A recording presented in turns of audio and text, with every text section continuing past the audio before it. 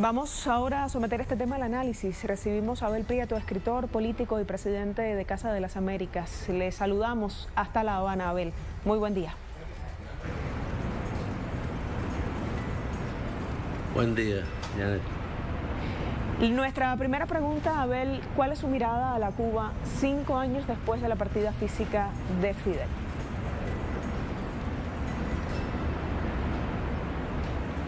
A ver, bueno, primero, algo que todo el mundo dice y creo que con toda razón, Fidel partió físicamente, pero se quedó definitivamente en esta tierra, se quedó definitivamente guiándonos, su palabra, su ejemplo nos siguen acompañando. Creo que en las últimas horas, por ejemplo, anoche estuve en La Guinera, en un centro cultural que están ahí rehabilitando en ese barrio que tiene tantas dificultades. Estuve con Gerardo, nuestro coordinador de los CDR, con Huberto Llamas, que fue el que dirigió el espectáculo, y fue hermosísimo. Hicieron una versión de la canción de Raúl Torres de Despedida a Fidel y el público coreaba esa canción, una carga eléctrica, emotiva, verdaderamente muy conmovedora y al mismo tiempo muy esperanzadora. Yo creo, Janet, que Cuba no llora a Fidel hoy, lo lloró mucho aquel 25 de noviembre en que lo perdimos desde el punto de vista físico, pero ya desde aquel día la gente empezó a decir esa frase tremenda: yo soy Fidel, y lo despidió y al mismo tiempo lo recibió de un modo nuevo. Creo que todo. Tuve también ayer un panel en la Casa de las Américas con la Sociedad Económica de Amigos del País, precisamente recordando el legado de nuestro comandante y ya con personas con un tipo de elaboración intelectual algo menos, vamos a decir, impactante desde el punto de vista emotivo, más elaborado, pero la idea era la misma. Nos acompaña, está con nosotros, no lo vamos a dejar ir de ninguna manera.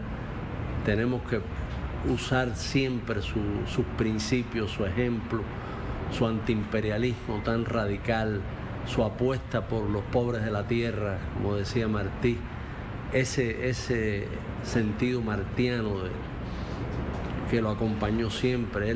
Alguien decía ayer en la Casa de las Américas que Fidel había fundado un marxismo cubano a partir de nutrirse de Martí. Y es cierto, fue en ese sentido un gran renovador, un fundador de otra forma de ver la emancipación. Fidel, sin estridencias, pero con firmeza, hablaba de valores, de compromiso, de ética, en momentos en que otros líderes de Estado del mundo actuaban como correveidiles de viejas metrópolis. Así ha expresado este día la periodista cubana Arlene Rodríguez de Ribet y titula En Cuba Debate con esta pregunta que ahora traslado a usted, Abel. Fidel, el último caballero.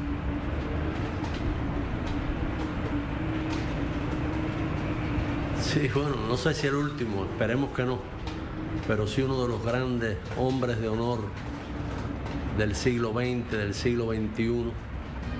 Ese señorío, aquella palabra que le gustaba mucho a José Lezama Lima, el gran poeta, el señorío fundador, decía Lezama, a propósito de Céspedes. Y podría decirse que Fidel también hizo suyo ese señorío fundador. Fue un hombre de honor, fue un hombre de decoro, la palabra esa tan martiana. La ética martiana estuvo en todas las acciones, en toda la obra de Fidel Castro, estuvo esa ética de nuestro apóstol, la idea de no mentir jamás ni violar principios éticos. Una de las ideas centrales de su concepto de revolución es algo que tenemos que tener presentes todo el tiempo.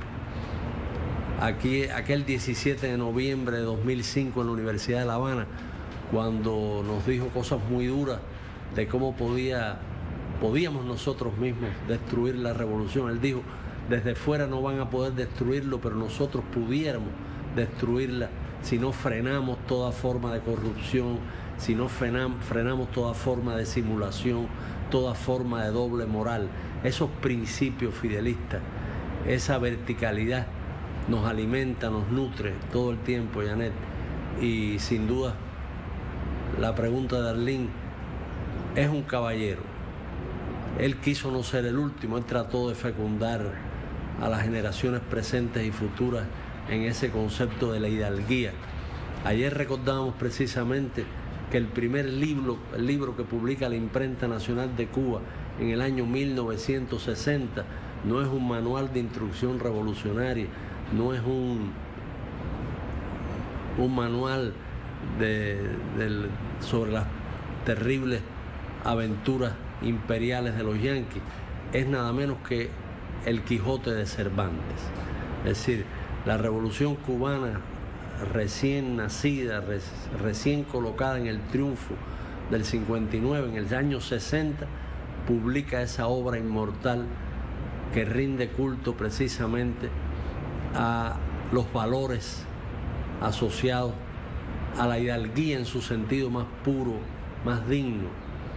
Aquel hombre que enfrentó los molinos de viento, enfrentó a curas, bachilleres, a la mediocridad, al pragmatismo vulgar, por ideales, por Dulcinea, por la mujer soñada, por la utopía.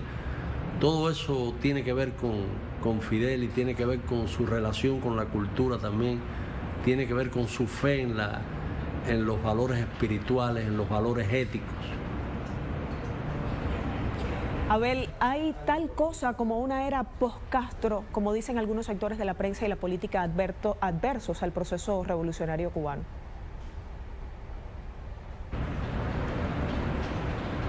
Bueno, ellos siempre, nuestros enemigos históricos siempre estuvieron pensando que con la solución biológica, la llamaban así también, que con la solución biológica, es decir, con el inevitable fallecimiento de Fidel, iba a venir un momento donde aquella capacidad para resistir y enfrentar las agresiones iba a debilitarse, confiando en que las nuevas generaciones no iban a tener no venían de la misma estirpe de batalla, de lucha, de la Sierra Maestra, del Granma, y hablaban de la era post-Castro como una era en que iba a ser más fácil aplastar a la revolución cubana. Eso fue un nuevo fracaso, está siendo día a día un nuevo fracaso.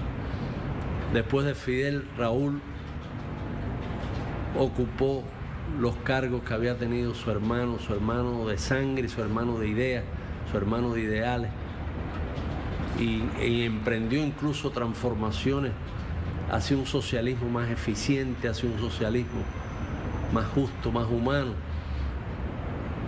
siguiendo al pie de la letra el legado de su hermano, de Fidel. Después está con nosotros al frente del país, al frente del partido, al frente del gobierno Díaz-Canel, alguien de una generación mucho más joven, pero que se ha ganado a este pueblo enfrentando adversidades verdaderamente increíbles, desde aquel tornado, el avión que se cayó, la pandemia esta, que ha sido realmente una pesadilla para Cuba y para la humanidad completa, y Díaz-Canel enfrentado con éxito y con el apoyo del pueblo, de los científicos, de nuestros médicos, de todos esos héroes, a veces anónimos, que se entregaron a esta batalla tremenda. No ha habido una Cuba post-Castro ni la va a haber.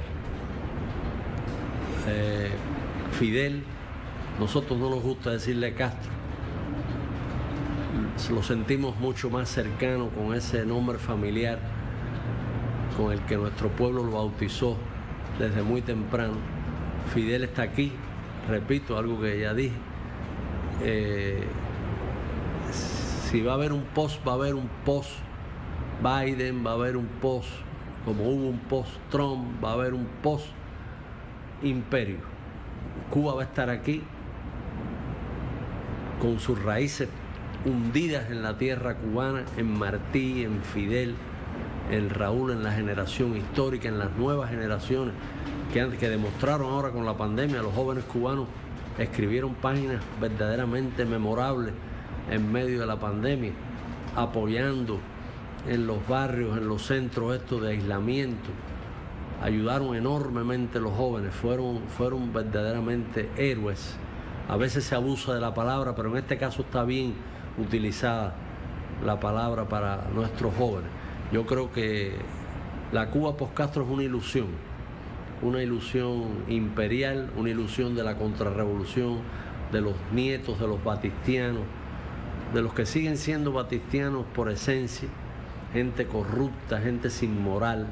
Ahora, recientemente, con toda esta historia del 15N y de la marcha pacífica, todo ese carnaval vergonzoso, se demostró que nuestros enemigos no tienen moral. No tienen moral, los mercenarios carecen de moral. Fidel insistió mucho en eso, el cómo las fuerzas de la revolución, cargadas de esa moral de combate, de esa fe en la verdad que está de nuestra parte, aunque mientan continuamente sobre nosotros, siempre van a derrotar a gente desmoralizada, apagada, sin nada realmente nuevo que ofrecer a nuestro pueblo, que no sea volver a la condición humillante de colonia de los yanquis. Abel, muchísimas gracias por sus consideraciones, por su tiempo para Telesur. Muy buenos días, el abrazo hasta La Habana. Buenos días, gracias. Un abrazo.